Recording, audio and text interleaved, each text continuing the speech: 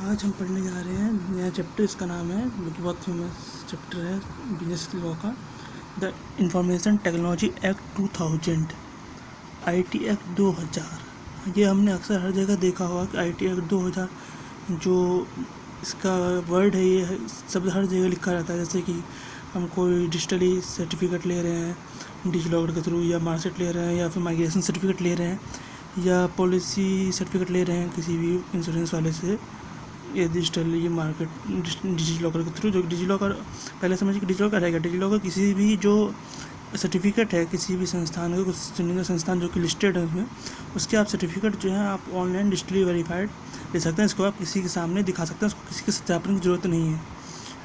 उसमें साफ चीज़ें लिखी हुई है कि IT एक्ट 2000 से ये सर्टिफाइड है, और वहाँ पर ऑलरेडी टिक का किनारा में आप निशान देखिएगा, टिक का निशान लगा रहेगा। इसका मतलब ये है कि आपकी सर्टिफाइड है ये चीज़। आपको उसको किसी सर्टिफिकेशन या सर्टिफाइड कराने की ज़रूरत नहीं है, टेस्ट करवाने की ज़रूरत नहीं है। तो इसमें आप जो है दिल्ली यूनिवर्सिटी का जो CBCS का सिलेबस है बिजनेस लॉज का, उसमें सबसे महत्वपूर्ण चैप्टर है the information technology act 2000, the IT act 2000। इसमें बहुत फोकसली मेनली क्वेश्चन आते हैं, मेन पार्ट से क्वेश्चन आते हैं। ये क्वेश्चन ऐसे होते हैं कि ये नंबर गेनिंग वाले होते हैं, कि नंबर आपका आसानी से बढ़ जाएगा, आप इसमें अच्छा स्कोर कर सकते हैं इस सेक्शन में। बाकी जो सेक्शन है, सेल्स ऑफ एक्ट है, इंडियन कॉन्ट्रैक्ट एक्ट है, इसमें आपको थोड़ी दिक्कत हो सकती है, क्योंकि IT एक्ट में कुछ चीज़ें जो है बिहेवियरल है टाइप है, तो इसमें आपको ज़्यादा दिक्कत नहीं होगा। ये चैप्टर भी छोटा है, लेकिन इसमें क्वेश्चन एक आध आते हैं लॉन्ग टर्म वाले, जिसमें कि आपको एलिब्रेट करके बताना होगा। जिसमें से कि एक आइए इसी हम एक आध क्वेश्चन आपको बाद में बताया जाएगा, इसके लास्ट में इस संपूर्ण भाग के अंत में आपको एक बताया जाएगा किस तरह के क्वेश्चन आते हैं। फिलहाल इस चैप्टर का हम शुरुआत करते हैं। तो हमारे चैप्टर का नाम है द इंफॉर्मेशन टेक्नोलॉजी एक्ट 2000, सूचना अधिनियम एक्ट 2000, जिसको हिंदी में बोलते हैं। तो इसमें पहला हम the information technology act 2000 has come effect from 17 October 2000, it extend two of India. इसका मतलब है कि ये जो IT एक्ट 2000 है, ये 17 अक्टूबर 2000 में आया था, और ये पूरे भारत में लागू होता है। The act does not apply to the following. ये एक्ट जो है कुछ केस है जिसमें अप्लाई नहीं होता। इसमें जैसे कि पहला पढ़ेंगे तो उसमें साफ दे रखा है, a negotiable instrument as defined in section 13 of the negotiable instrument act 1881। दूसरा है a power of attorney as defined in the section 1A of the power of attorney act 1882। तीसरा है a trust as defined in the section 3 of the Indian trust act 1882। चौथा है a will as defined in the clause and section 2/H of the Indian succession act 1925 including any other testamentary disposition by whatever name called. पाँचवा है any contract of sale or conveyance of the immovable property or any interest in such property. छठा है any such class of documents or transactions as may be notified by the central government in the official gazette. तो ये mainly basically question आ जाते हैं, कितने बार आ सकती है और आ भी रखी है, कि ये जो है एक्ट किस में अप्लाई नहीं होता है, इसका एक्सेप्शन कौन कौन सा है, किस में अप्लाई नहीं होगा। तो इसमें ये आपको 6 होंगे, इसमें बेसिकली 4 आपको डालने होंगे, 3 मार्क्स से 5 मार्क्स से पूछे जा सकते हैं। ये बहुत बेसिकली और टिपिकली क्वेश्चन है, मतलब कि कोई ज़्यादा वैसा नहीं है, समझने वाला पॉइंट है। जैसे कि पावर ऑफ अटर्नी होगा तो पावर ऑफ अटर्नी याद रखिए, इससे आपको याद हो जाएगा। ट्रस्ट वाले में ट्रस्ट एक्ट याद कर लीजिए। तो कोई ज़्यादा टिपिकली मेरे ख्याल से होगा नहीं, क्योंकि ये वैसे ही चैप्टर जो है स्कोर गेनिंग होता है, बिजनेस लॉ का सबसे महत्वपूर्ण चैप्टर होता है CBCS सिलेबस के दौरान। जो DU दिल्ली यूनिवर्सिटी का चलता है CBCS सिलेबस, उसके तहत ये है। अब इसके अंदर कुछ डेफिनेशन है जिनका भी हमें ध्यान रखना होगा, क्योंकि ये भी पूछे जा सकते हैं 1 नंबर में, आसानी से पूछा जा सकता है आपको यूनिवर्सिटी की तरफ से क्वेश्चन पेपर में आराम से आप देखने को मिल जाएगा। डेफिनेशन इसमें कि definition of certain important as given in section 2 act में। जैसे कि प्राइवेट की में इसका डेफिनेशन होगा, प्राइवेट की means key of key pair use to create a digital signature. Private key मतलब उस की के पेयर से जोड़े से संबंधित इसका प्रयोग किया जाता है डिजिटल सिग्नेचर को बनाने के लिए, क्रिएट करने के लिए, निर्माण करने के लिए, बनाने के लिए। दूसरा है public key means the key of a key pair use to verify a digital signature and listed in the digital signature certificate. तीसरा secure system means computer hardware and software and procedure that are reasonably secure from unauthorized access and misuse, provide a reasonable level of reliability and correct operations.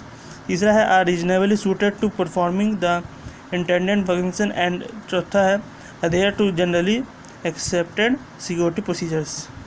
इसका subscriber means a person in whose name the electronic signature certificate issued. Subscribers मतलब उस व्यक्ति विशेष से होता है जो जिसके नाम पे इलेक्ट्रॉनिक जो सिग्नेचर सर्टिफिकेट है वो इशू किया गया है। सर्टिफाइंग अथॉरिटी क्या है? Certifying authority means a person who has granted a licence to issue an electronic signature certificate under section 24। पाँचवा है फिर इसी तरह इलेक्ट्रॉनिक गजेट का। Electronic gazette means the official gazette published in the electronic form. फिर है asymmetric cryptosystem. Asymmetric cryptosystem means a system of secure key pair consisting of a private key for creating a digital signature and a public की to verify the digital signature. इसी तरह से है certificate practice statement का। Certificate practice statement means a statement issued by a certifying authority to specify the practices that the certifying authority employs in issuing the electronic signature certificate. Computer का है। Computer means any electronic magnetic optical or other high speed data processing devices or system which performs logical arithmetic and memory functions by manipulations of the electronic magnetic or optical impulses and includes all input output processing storage computer software etc which are connected or related to the computer in a computer system or computer network. अब इसी तरह ये computer resource पे। Computer resources means computer system computer network data computer databases or software. Digital signature means authentication of any electronic record by a subscriber by means of an electronic method or procedure in accordance with the provision of the section 3. फिर आइए electronic record. Electronic record क्या? Electronic record means data record और data generated image और sound started received or sent in a electronic form or microfilm as compared or computer generated micro pitch. Cyber cafe means any facility from where access to the internet is offered by any person in the ordinary course of business to the members of the public. Electronic signature means authentication of any electronic record by a subscriber by means of the electronic technique specified in the second schedule and includes the digital signature. Addressee means a person who is intended by the originator to receive the electronic record but does not include any intermediary. Computer system का mainly होता है device और collection of devices that perform the some basic functions etc. इसी तरह ये जो है ये जितने भी थे हमारे डेफिनेशन ये सभी 1 या 2 नंबर या 3 नंबर में हिसाब से पूछे जा सकते हैं। 1 नंबर पूछे तो 3 लाइन से ज़्यादा नहीं लिखना है क्योंकि इससे ज़्यादा लिखिएगा तो टाइम में आपका इस समय ख़राब होगा और कुछ नहीं, इससे ज़्यादा कुछ नहीं क्योंकि नंबर नहीं मिलेंगे। चाहे आप 3 लाइन का लिखिए चाहे कथा लिखिए, बल्कि कट ही सकते हैं क्योंकि जो क्या होता है कि 1 नंबर के क्वेश्चन में जो इन्विजिलेटर होगा जो चेकर होगा आपका वो ज़्यादा नहीं पढ़ना चाहेगा। पॉइंट टू पॉइंट जितना कट टू कट लिखिएगा उतना बढ़िया, पॉइंट में लिखिएगा नंबर स्कोर ज़्यादा अच्छा होगा, आसानी से होगा।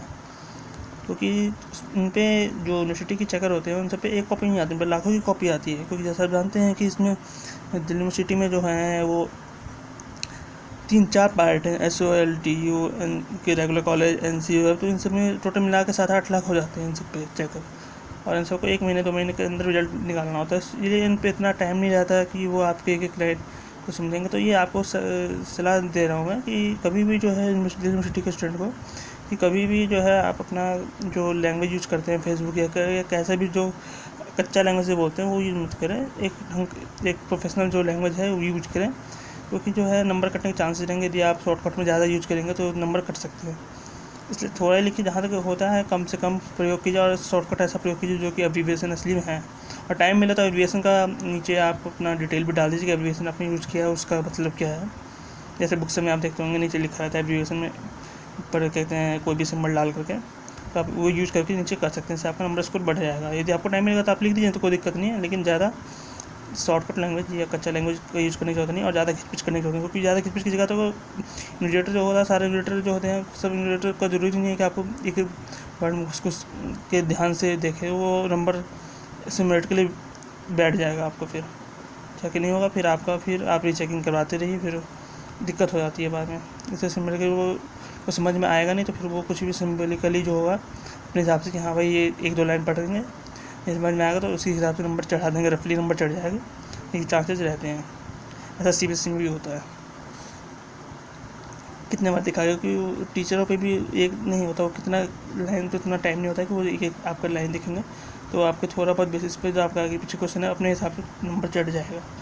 रीचेकिंग में भी वही नंबर चढ़ जाती हैं, थोड़ा बहुत अंतर आएगा, उससे ज़्यादा कुछ नहीं।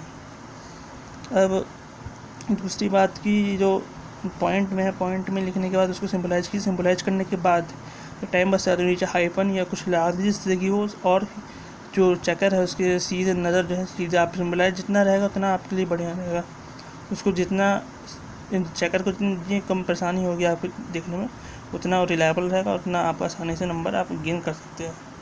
पॉइंट दिखेगा, अपना पॉइंट नंबर रहेगा, ऐसा कहानी ले लीजिएगा, वो बढ़ेगा नहीं, क्योंकि उसमें इतना टाइम नहीं आएगा आपको कथा कहानी पढ़ेगा 1 नंबर के क्वेश्चन में, इसीलिए पूरा कथा लिखने की ज़रूरत नहीं है। जो पॉइंट है वही राम पूछा था श्याम लिखने की ज़रूरत नहीं है।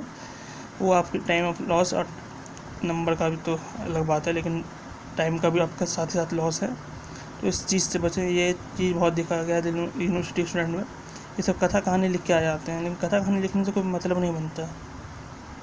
कथा कहानी लिख के क्या कीजिएगा, आप लिख दीजिएगा 1 नंबर का था, ऐसा थोड़ी ना 3 नंबर आपको दे देगा। 1 नंबर लिखा है, डेफिनेशन पूछा, डेफिनेशन दीजिए, बात खत्म। अब उसका क्लासिफिकेशन करने की क्या ज़रूरत है 1 नंबर में? यदि कोई चीज़ का डेफिनेशन पूछा, यदि उसका क्लासिफिकेशन है तो क्लासिफिकेशन करने की क्या ज़रूरत है? क्लासिफिकेशन थोड़ी ना पूछा आपसे, डेफिनेशन पूछा, आप डेफिनेशन दीजिए। क्लासिफिकेशन देने लगेगा तो क्लासिफिकेशन नंबर थोड़ी ना दे देगा, नहीं मिल सकता आपको नंबर। क्लासिफिकेशन थोड़ी ना पूछा है, जब क्लासिफिकेशन पूछेगा तो क्लासिफिकेशन दीजिए। जो क्वेश्चन पूछ रहा है पहले पढ़िए, क्वेश्चन को 10 बार पढ़िए, 12 बार पढ़िए, लेकिन जो पूछ रहा है उसी का आंसर दीजिए। सबसे महत्वपूर्ण ये है, दिल्ली यूनिवर्सिटी के में ये खास तौर पर ध्यान से रखना चाहिए स्टूडेंट्स को कि जो पूछा है उसी का जवाब दिया जाए, तो ज़्यादा बेहतर है। आशा है कि आप लोग समझ गए होंगे।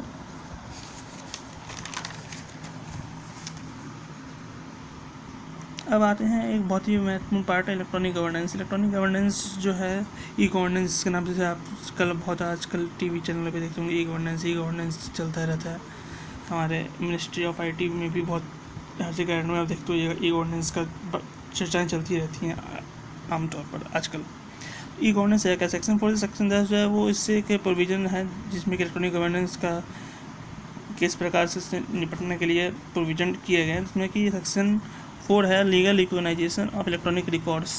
सेक्शन 4 जो कहता है where any law provides that information or any other matter shall be in writing or in the typewritten or in printed form the net notwithstanding anything contained in the such law, such requirement shall be deemed to have been satisfied if such information or matter is rendered or made available in an electronic form. B. दूसरा है accessible so as to usable for subsequent reference. इसके बाद है audit of documents, जो कि section 7A के अंतर्गत है। where in any law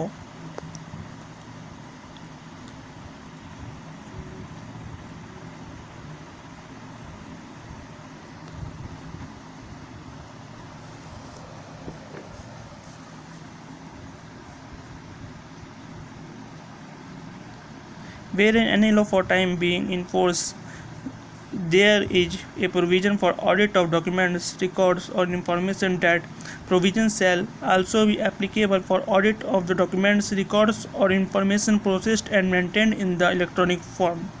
Publication of the rule regulation ETC in electronic gazette, ये है सेक्शन 8 के अंतर्गत, जिसमें जो कहता है where any law implies or provides that any rule, regulations, order, bylaw, notification or any other matter shall be published in the official gazette, then such requirement shall be deemed to have satisfied if such rule, regulation, order, by law, notification or any other matter is published in the official gazette or electronic gazette.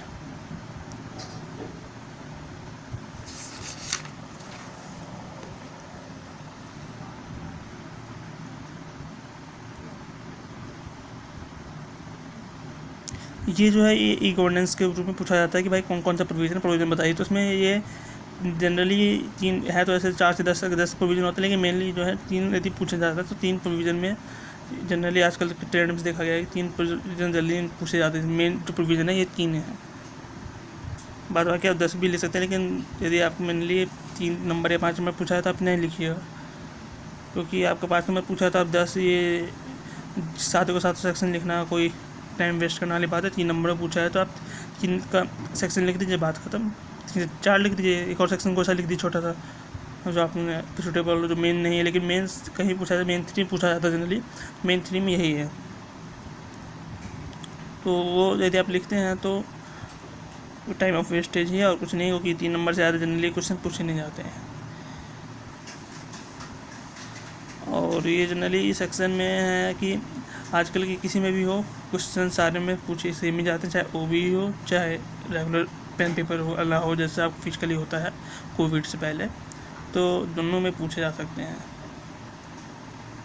ये बात याद रखिएगा। ये आपका कोई math का paper नहीं हो रहा है, जो आपको या कोई वैसा पेपर नहीं हो रहा है फिजिकली कि आपसे नहीं पूछा जाए, या आपसे बाई पेन पेपर में किसी भी मोड में हो ले पूछा जा सकता है, कोई दिक्कत नहीं है। तो ये बात आप ध्यान रखिएगा। और इसका फिर दूसरा पार्ट हम जल्दी ही अगले पार्ट में आपको देखने को मिलेगा, इसीलिए आप बने रहिए हमारे चैनल पे। हमारे वीडियो देखने के लिए धन्यवाद। स्वस्थ रहें, खुश रहें, कोविड प्रोटोकॉल का पालन करें। धन्यवाद।